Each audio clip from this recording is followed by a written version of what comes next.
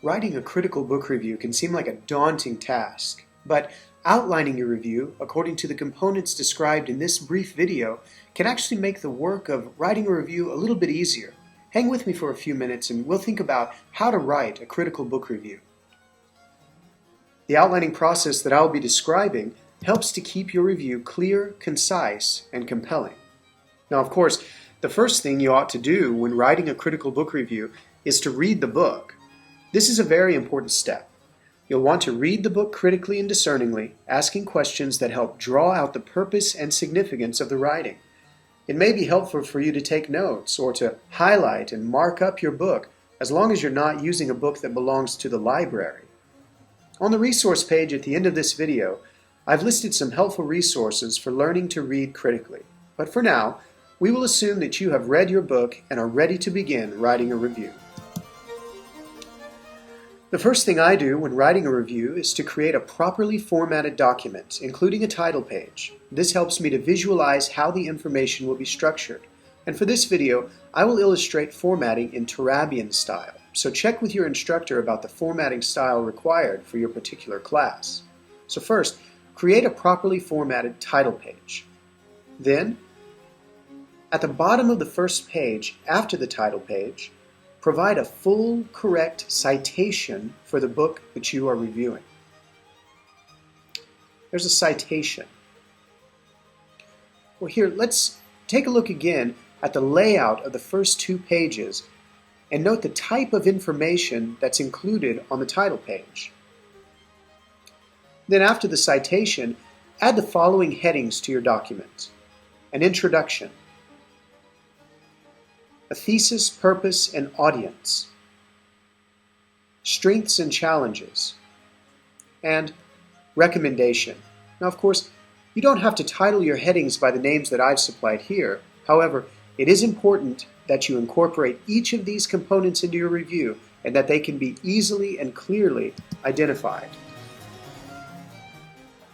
Now, let me briefly explain each of these components.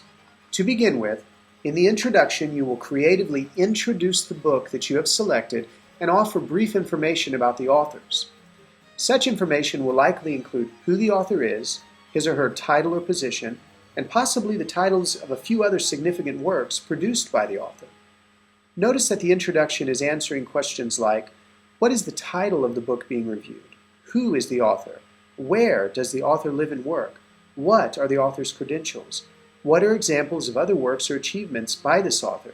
Listen, keep the introduction brief. It is typically no longer than a full paragraph, which is between 5 and 8 sentences. The next component might also be described as the problem, purpose, and significance section. It relates the aboutness of the book. This section describes the issue or problem that the author addresses. It provides a clear restatement of the author's main assertion or thesis. It describes the strategy by which the author supports the thesis, and this section also notes the specific audience impacted by the implications of the assertion. Well, let's take a look at a few of these examples of these concepts. The author's thesis is the main assertion that drives the content of the book.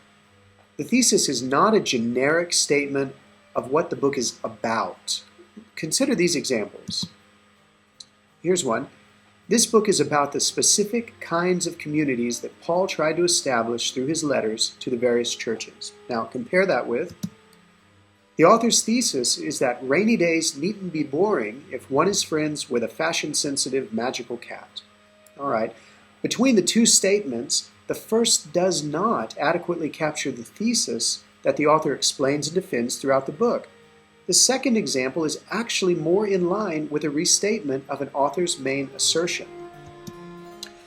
Now consider this excellent restatement of an author's thesis. The author's thesis is that the history of Western worldviews is inextricably linked to the development of the Christian faith.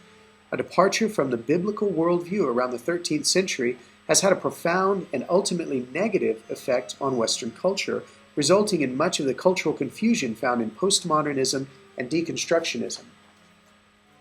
This restatement of the thesis truly articulates the core message of the book, providing readers with a stronger sense of the book's aboutness than a generic description of what the book is about.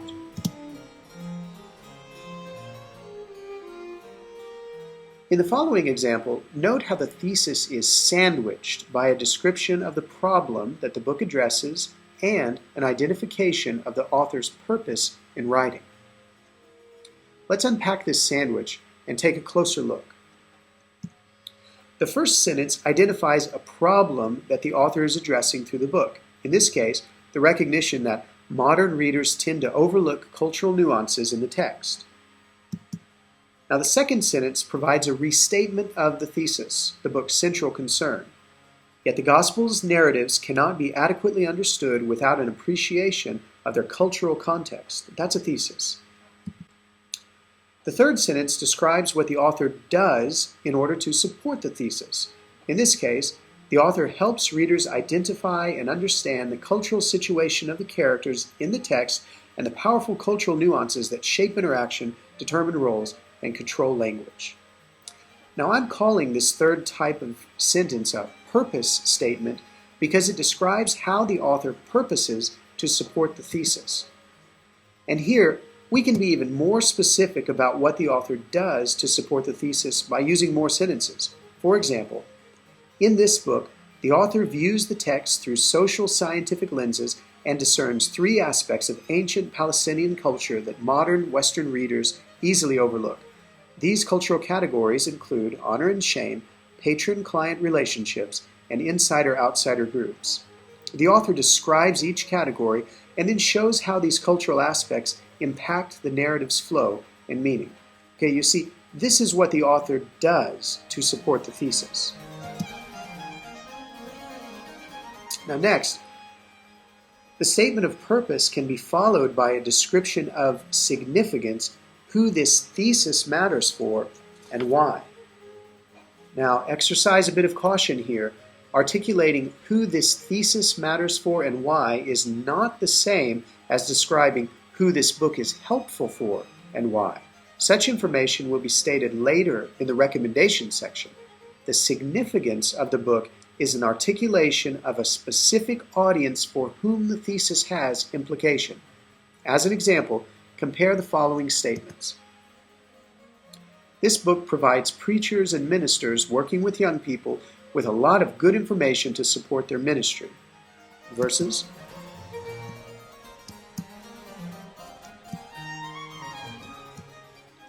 ministers working with young people should be aware of the important indicators of teenage depression. Notice that the first sentence offers a recommendation of who should read this book, while the second sentence offers a description of who should do something in response to the thesis.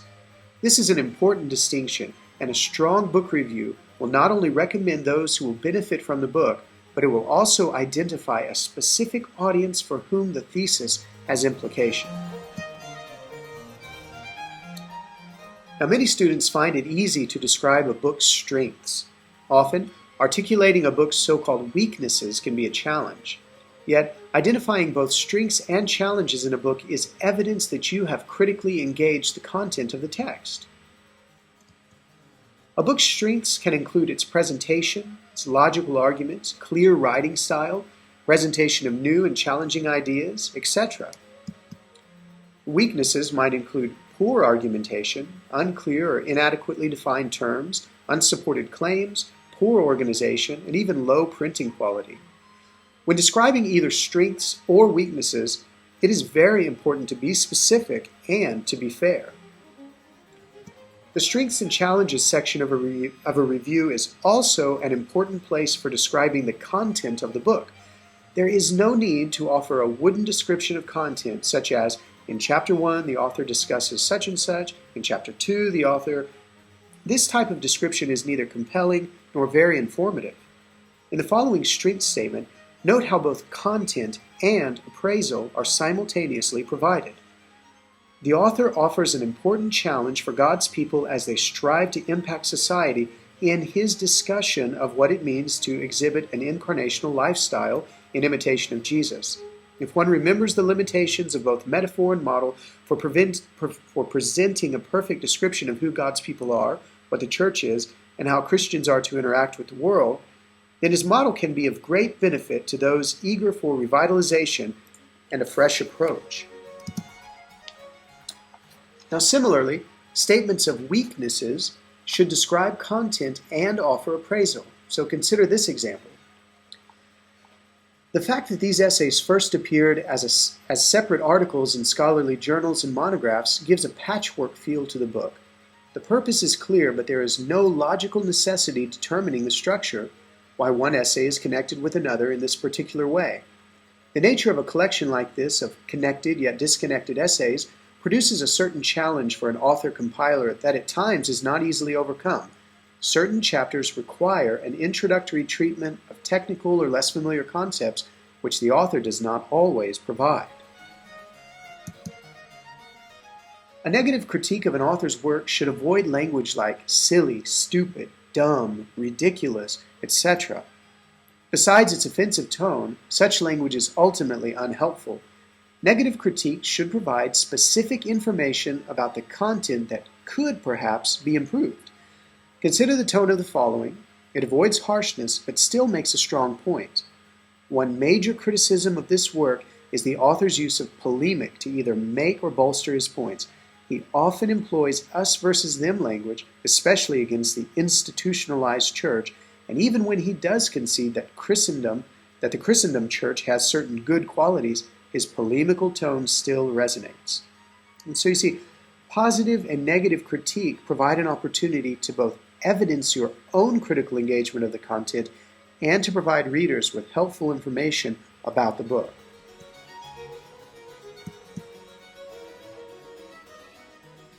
Now, the final component of the book review is a brief recommendation.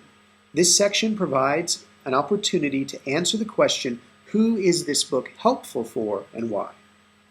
Or your recommendation might be negative in nature, as in, this book intends to be helpful for such and such audience, but in reality the language is too technical for that audience.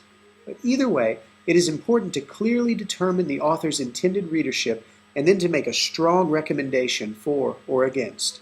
The recommendation section should be concise yet clear. Here's an example of a recommendation for you to consider. The authors provide an excellent introduction to ministerial ethics that is accessible to both students and to practicing ministers. This book has been and should be a part of seminary curriculum and theological instruction. As a guide for enabling the formative process toward competency in ministerial ethics, these authors offer an outstanding resource.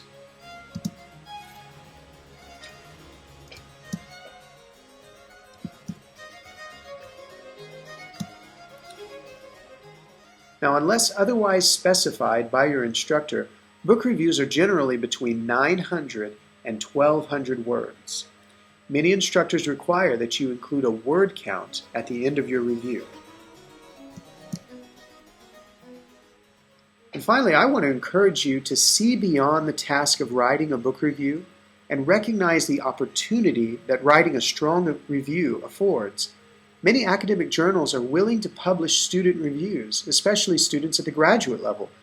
Some journals will offer a list of books available for review, providing students a chance to get their foot in the door of the world of academic publishing.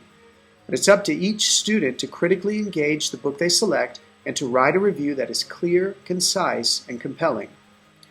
Because it is helpful to read high-level reviews to get a sense for how they are written, I have included a helpful site for accessing scholarly book reviews on the resources page at the end of this video.